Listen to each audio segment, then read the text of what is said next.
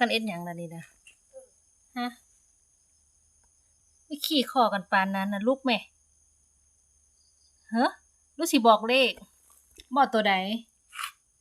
บอกเบิ่งดู3ตัวตรงดูเอามันยกเอียงเบิ่งนิ้วดูนั่นน่ะเบิ่งนิ้วดูนะลูกทำไมคือจ้อยแท้ห้า5หยังห้าแล้วก็ตีนมันนะ เอ แล้ว อ ก็ห้าอีกห้า55บ่ห้าบวกห้าแล้วก็ห้าอีกแล้วมันคืองอนิ้วโป้งกับนิ้วก้อยไว้เด้ต้องเป็น53บ่53บ่เปล่าเอาลูกทำไมลูกบ่ขึ้นบ่ลูกบ่ขึ้นมันลูกบ่ขึ้นมันสิลูกตัวน่ะมันไปคือด้วยนี่ เดี๋ยวมันสิอยู่แล้ว มันสิเหี่ยวสตาร์ลาลูกจะมันพากันเฮ็ดหยังเนาะอยู่ไผอยู่มันบ่เป็นเนาะมาขี่คอกันให้มันหนักตัวนี้เป็นลูกเอาเปล่าตัวนี้เป็นพ่อคือว่าเดี๋ยวจ่อยบ่ได้กินข้าวกินน้ำบ่เอาเข้ามาให้มันกินได้บ่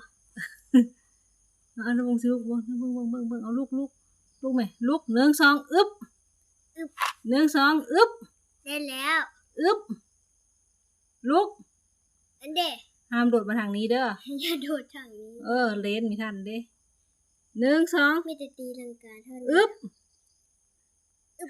ตัวพ่อน่ะสิหนักกว่า หนักตายเขารอวันนี้ลูกมีขึ้นเลยจกขี้แลกันบ่1 2อึบซ้อนกับลูกทำไมสิลงอยู่ฮะตัวลูกสิลงคือพ่อเหมือนอันโอ้ยให้เดี๋ยวลูกได้อยู่ไปแล้ววันนี้ทางเพิ่นทางมันเนาะ